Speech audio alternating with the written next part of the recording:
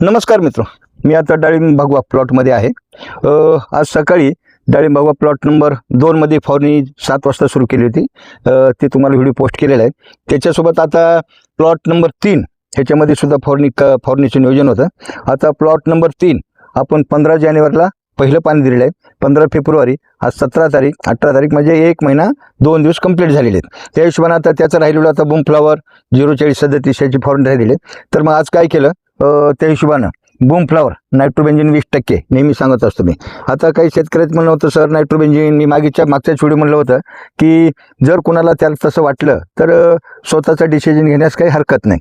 तर boom flower आपण घेतलेलं आहे 600 लिटरला 1.5 लिटर, आणि प्लॅनोफिक्स घेतलेलं आहे 600 लिटरला 200 मिली, म्हणजे 3 प्रमाण घेतलेलं आहे. आणि त्याच्यासोबत बास फुलियरचं 4037 हे घेतलेलं आहे 3 ग्रॅमनं. पण 3 ग्रॅम घेताना एक राऊंड करत असतो, 100 ग्रॅम इकडे तिकडे. 600 लिटरला आपण 2 किलो घेतलेलं आहे. तिन्हीच कॉम्बिनेशन करून एक 10 मिनिटात एक ब्लोअर गेलेलं आहे फवारणीला. आता हे दुसरा ब्लोअर जाईल, एक तासाभरामध्ये त्याची सुद्धा फवारणी उरकून जाईल. ह्याच्यामुळे काय होईल, आता कळी निघणं चालू आहे, मादी कळी एकदम छान निघणं चालू आहे. मग आणखीन ह्याच्यामध्ये कळी वाढवणं गरजेचं आहे. त्यासाठी हा सगळा खाटाटोप आहे, त्याची फवारणी राहिली होती. कळी काढणे आणि स्ट्रॉंग कळी काढणे हा उद्देश आहे.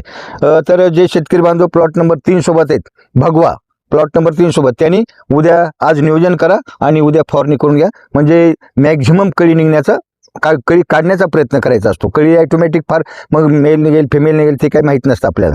पण मॅक्झिमम कळी काढलं की मग काय होईल, हेल्दी कंडिशन राहील आणि मग शेटिंग चांगली राहील. नमस्कार.